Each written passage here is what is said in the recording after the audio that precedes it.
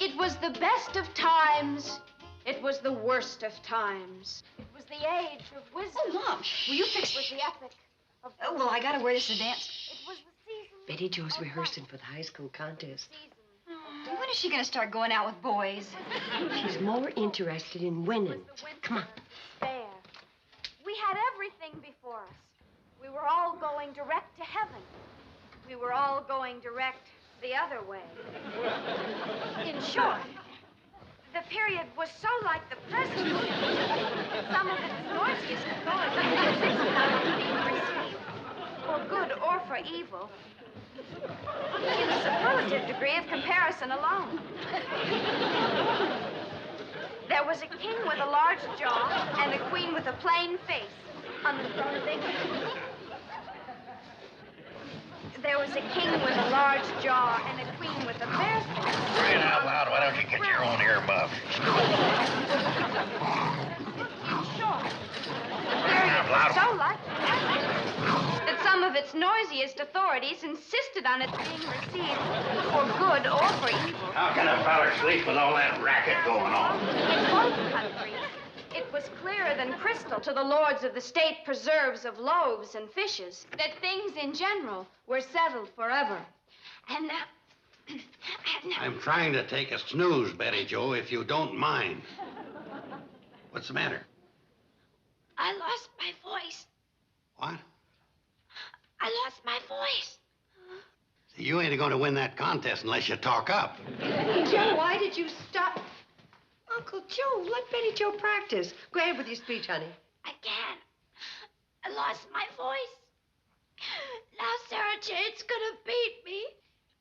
Well, Uncle Joe's done it again. I didn't do nothing. Well, Betty Jo lost her voice when you walked in. Yeah, but No buts about it, Uncle Joe. You're a jinx. I am not. You are too. Just a second. I don't like that kind of talk. Well, Mom, let's face it. Lately, all Uncle Joe has to do is look at somebody and pow! Disaster. He's nothing but a big bundle of bad luck. Looking at you and nothing happened. Stick around. Hey, Girls, Betty Jo losing her voice has nothing to do with bad luck. She's just been practicing too hard. I have not. Uncle Joe jinxed me. You say that once more, and you're not only going to lose your voice, but your seating capacity. wasn't for the fact that we're related through your mother, I'd sue you for slandering my good name, which ain't Jinx. Now, you see, you've hurt Uncle Joe's feelings. But I've got to get my voice back. We'll get it back for you. All you need to do is rest and sip some hot water and honey. Come on.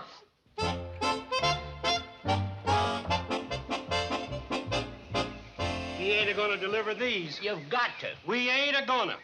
Now, we'll deliver Newt Kylie's mail. And Fred Zippel's. And Ben Miller's. But we ain't taking nothing to the Shady Rest. As long as Joe the Jinx is there. Look, you want to lose the mail delivering franchise? Rather lose that than the train. You don't have to stop. Just throw the mail off. No, thank you. Look, as postmaster of the Hooterville Post Office, I order you to deliver this mail. I dare you to pull your hat off and say that. You know the motto of the United States Post Office? Yeah, don't steal the pens. No, I mean, neither rain, nor sleet, nor dark of night can stay these couriers from the swift completion of their appointed rounds. Oh, you're just making that up. Take the mail. Well, all right. Floyd, let's appoint our rounds and get it over with.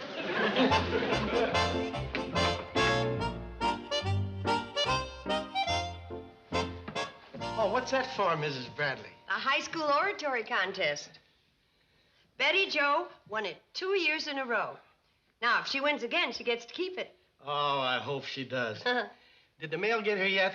Uncle Joe just went down to get it. I'm expecting a letter with a nice fat bonus check in it for those 12 orders I sent in. Oh, well, good luck. Get away, bad luck. Give me the mail. Get back, get back. Way back out of voodoo range. Give me the mail. Don't come any closer. I'll let you have it.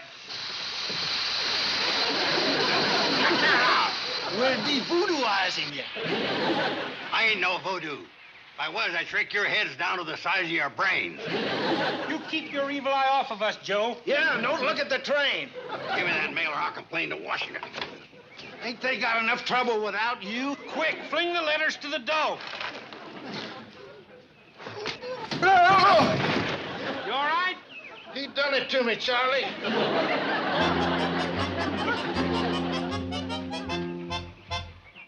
He fell out of the cab. Wasn't my fault. I didn't lay a hand on him. Well, did he get hurt? No, I fell on his head. Thanks.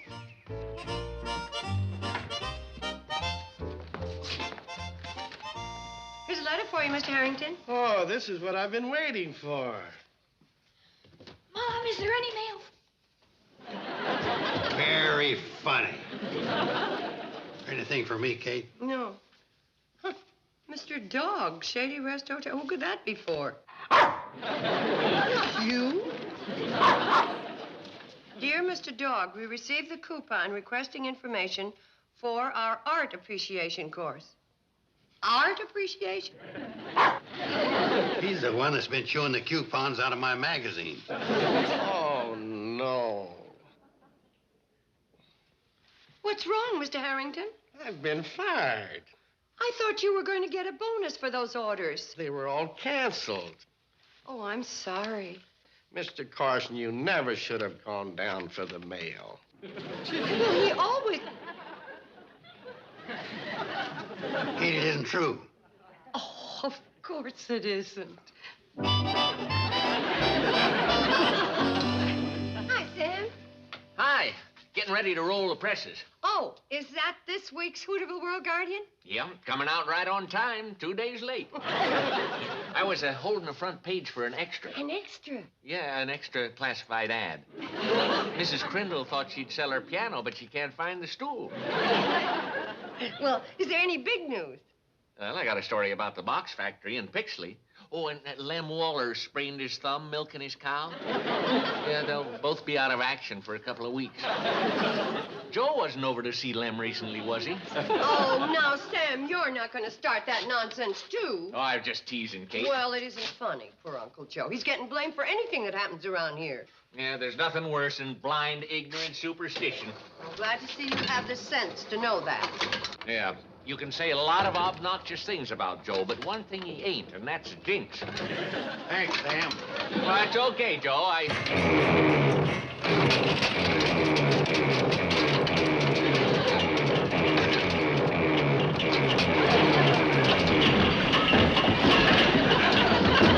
Sam, Get out of here, you Jinx!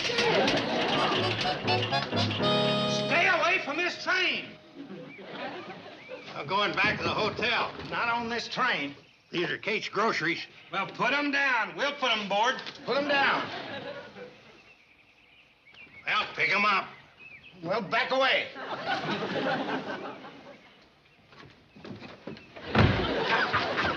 Serves you right. Now, looky here, Evil Eye. You two fellas going steady? I thought you were going to put the groceries on the train. Them two jokers wouldn't let me get on. You're darn right we won't. What happened to your nose? Same thing that happened to my head, only worse. Joe's barred from the train for life. Well, if he's barred, I'm barred, too. But, Kate, you're not dangerous. Joe is. Either he rides or we both walk. Well, all right. He can ride.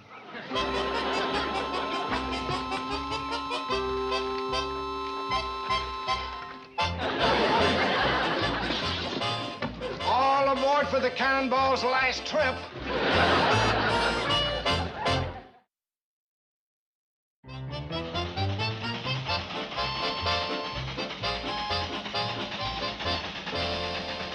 This is interesting. The Pixley Box Factory is thinking of moving to Hooterville. Good for the town. Make a lot of jobs for a lot of people. There ain't no quicker way to ruin the economy of a community than with jobs. Yeah. Work sure interferes with those afternoon naps. But don't worry, Uncle Joe. Crabwell Corners is trying to get the box factory over there. Crabwell Corner. The biggest business they got in that town's the Edsel Agency. Can't you read any faster? He can't even read without moving his lips. Well, maybe he'll improve after he has his art appreciation course.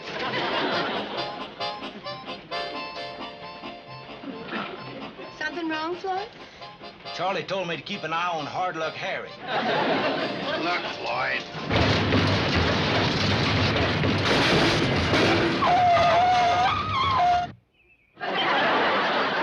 Well, Joe, you done it again.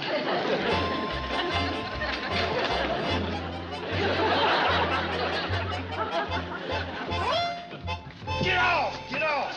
Wow, we're in one piece. I didn't do nothing. You're riding on the train, that's enough. It's the first time in years the wheels have run off the track. Wait a second, fellas. Kate, he can't ride our train. Who wants to? It ain't safe. No, Uncle Joe. I'm walking. You go with him. Go on, go with him. Kate, I'm sorry, but he's got us scared. Move! Boy, let's get this thing back on the track. Now, just hold your horses, Arnold.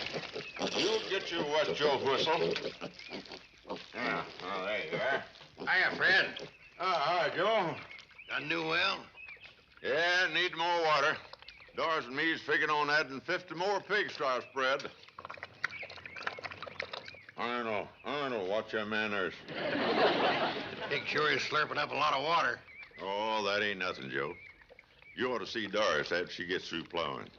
Say, you walking. How come? Oh, such a nice day. Oh. Charlie and Floyd told you off the train? What makes you think that? Oh, I've heard stories about you. Well, they ain't true. I know it. I don't hold with people who are able to jinx people. Thanks, Fred. No, if there's anything to that, Doris and me had never been able to stay married 40 years. Your dog thirsty? Well, he said he was, didn't he? Well, you can drink out of Arnold's bucket. I don't think he'll mind. You know, that dog is nearly as smart as Arnold.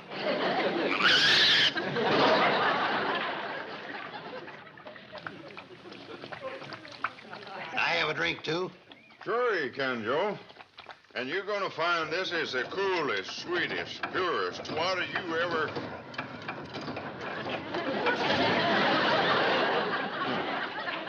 That's funny. Must have dried up. Well, that well goes down 60 feet. You ought to try for 70. Now, that water and that well was all right until you come. Get off of my property, you Jinx. Don't you look at Arnold. Get off of my property. Don't you worry, Arnold. I won't let him jinx you. Don't you worry, boy. Uncle Joe? No, it's us, Mom. Betty, Joe, you shouldn't be out in the night air with your throat. Oh, it's fine, Mom. It got better the minute Uncle Joe left. It got better the minute you started the hot water and honey. Now, you get upstairs and go to bed. Yes, ma'am. It was the best of times. It was the worst of times. It was the age of wisdom. And save your voice for the contest. I will. Have you seen any sign of Uncle Joe? Nope. Wonder where he could be. I'm real worried. What was that? Sounded like Ben Miller's shotgun. Well, I guess Uncle Joe will be coming home soon. Billy Joe, I will not have you talking like that. Uncle Joe is not a jinx. Shake hands with Jinx Carson. What? That's the name I'm operating under from now on. You come with me, Uncle Joe. I kept your supper warm for you. Well, I ain't got time for supper. I gotta write up some advertising circulars. If you'd rather get into bed, I'll bring you up some hot soup. But I don't want any soup. Where's Billy Joe's typewriter? Well, I'd better not use it. With my fantastic jinxing powers, it might fall apart. Uncle Joe, why don't you get into bed? I'll put the hand car on the tracks and bring Dr. Stewart. Kate, I'm not sick. I don't need a doctor. Look at me. What do you see? A man that walked too far in the hot sun. You're looking at $1 million on the hoof. Kate, I'm going into the jinx business. You don't know what a wonderful day I've had. First, I wrecked the train. Then I stopped by Newt Kiley's and watched a wheel fall off his tractor. Then on to Fred Ziffle's, where I had an exciting 10 minutes drying up a new well. And less than a half hour later, I stopped by Ben Miller's. I heard a shotgun blast from over there. It's going to take him a month to rebuild his barn. Joe. Kate, with a series of fantastical, disasterful events like that, what other way is there to go except into the Junction business? Professional Jinx? He's even got a slogan. If you're looking for trouble, call Joe the Jinx. No. He spent half the night preparing an advertising brochure, complete with rates. You mean he's figuring on charging for bringing bad luck? Sundays and holidays, time and a half. That's not all. He wants to hire himself out to you fellas at the Hooterville Chamber of Commerce. To do what? To jinx Crabwell Corners out of the box factory. Kate, I hate to tell you this, but you better reserve him a room in the ding-a-ling factory. I'm pretty worried, Sam. Yeah. How much is he figuring on charging for this? $12. $12? Oh, poor Joe. Well, he says it's worth $25, but he figures that the word-of-mouth advertising he'll get will bring him enough business to do it cut rate. I don't know about that, but $12. Still, that's not too bad a price now to pay for getting the box factory over here. Sam, you don't really think Uncle Joe can bring the box factory here? Oh, of course not, Kate. $12, huh? You know, if you're even considering this, you're in worse shape than Uncle Joe. Yeah.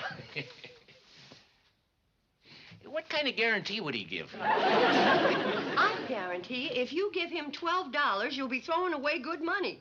Uncle Joe can't jinx anything, anybody, any place, any time. Oh, Kate, I know he can't. Well, I should hope so. Jinx. Get out! Out! Sam, what were we just talking about? I'm sorry. Come on in, Joe. Have a pickle. Thanks.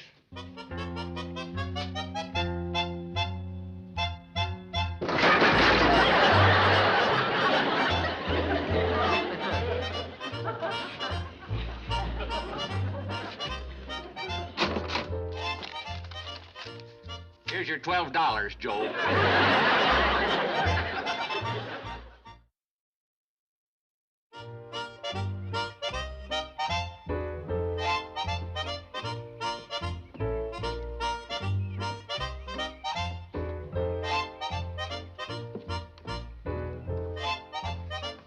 Kate, if you want to observe, but don't interfere. But I was just wondering who you were looking at. The chamber president, Pip Winslow. He's my prime target. But he's not in there. Who's doing this job, you or me? Kate, will you please? Hi, Pip. Told you. Hiya, Pip. Fine, Kate. Hooterville sends you over to try to land the box factory? Maybe they did, and maybe they didn't. Well, if they did, you're wasting your time. Because Rogers, the manager, is waiting for me in my office to close the deal. You're wasting your time. Rogers ain't going to close the deal. Stop over in a few weeks, and I'll give you a free box. Looks like we got here just in time. Now or never. Come on, let's get around where we can get a clear shot at the office.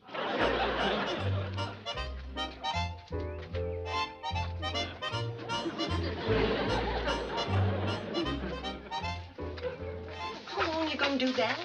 Till I get my bad luck warmed up. What's Pip doing now? He and Mr. Rogers are looking over the blueprints. I'm feeling pretty unlucky. What's next? I start jinxing. Just like that. Don't you have to set up a table or something? What for? Well, you're in business. Shouldn't you have some equipment? Kate, it all comes from up here. You don't carry much of an inventory. Kate, the only reason I let you come along was so you could tell Sam that he got his $12 worth. What are they doing in there now? They're laughing. That's because they ain't started.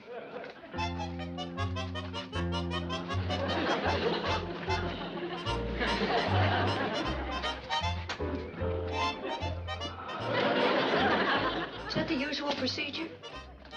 I gotta get the right bad luck angle. They're still laughing. That won't last long. Kate, are you sure you want to watch this? It can get pretty terrifying. I'll try not to scream. Once I get started, there's no stopping me. Now stand back. Riggedy rack. Riggedy racks. On Crabwell Corners, put a double hex. Take cover, Kate! The desk still standing? Still standing. Maybe you better try another bad luck angle. I was just trying to help. Riggedy rack. Riggedy racks. On Crabwell Corners, put a triple hex. Take a look at the desk now. Looks better now than before. Wonder if the altitude's the same over in Crabwell Corners. Whether it is or whether it isn't, you better get busy. They're going to sign the contract.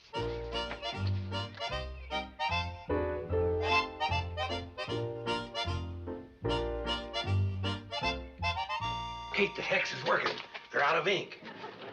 Fee, fum, fi, fo. Bring Crabwell Corners lots of woe. The ink spilling all over the contract? None on the contract.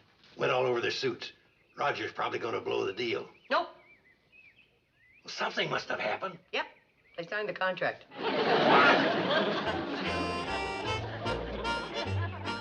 Kate, I'm stuck. Until you're stuck. Over here, let me get you out. Fi, fo, fum, fee. You'll need a hacksaw to get you free. And so Uncle Joe had to give Sam back his $12, plus paying the plumber $8 for sawing his neck out of the bars, but it was worth it.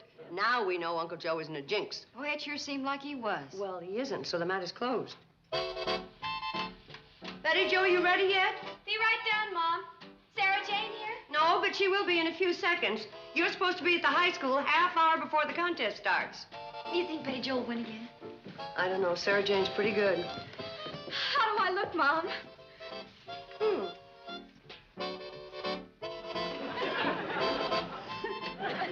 Beautiful. It was the best of times. It was the worst of times. It was the age of wisdom. It was the epic. It was the epic. I lost my voice. What was it you were saying about Uncle Joe? Uncle Joe isn't even here. Well, then who? How? Him! How could you accuse such a sweet, innocent little dog of such a terrible thing? But, Mom, think. Every time Uncle Joe was supposed to have brought somebody bad luck, the dog was with him. Were you? Except in Crabwell Corners, where Uncle Joe could have But used what it. about my voice? We'll get you some hot water and honey. But there isn't time. Yes, there is. Come on. Betty Jo. It's Sarah Jane. You two start the water boiling, and I'll keep her busy. Okay, come on. Good evening, Mrs. Bradley. How are you, Sarah Jane? Just fine. You all ready for the contest? Contest? You don't really think it'll be a contest. Well, it's supposed to be a contest. If Betty Jo had a chance. I've been taking private elocution lessons. Well, is that fair? All's fair in love and war. You did say all's fair in love and war, didn't you? Yes. Well, while you're waiting, why don't you pet Betty Jo's dollar?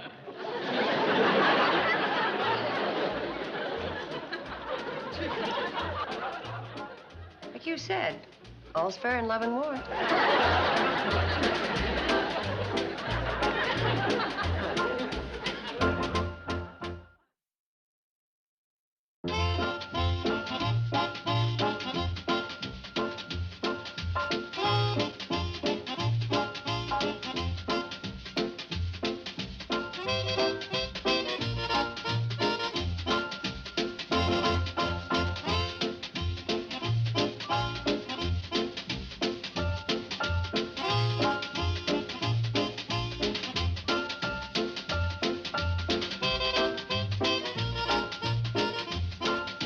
Petticoat, Junction.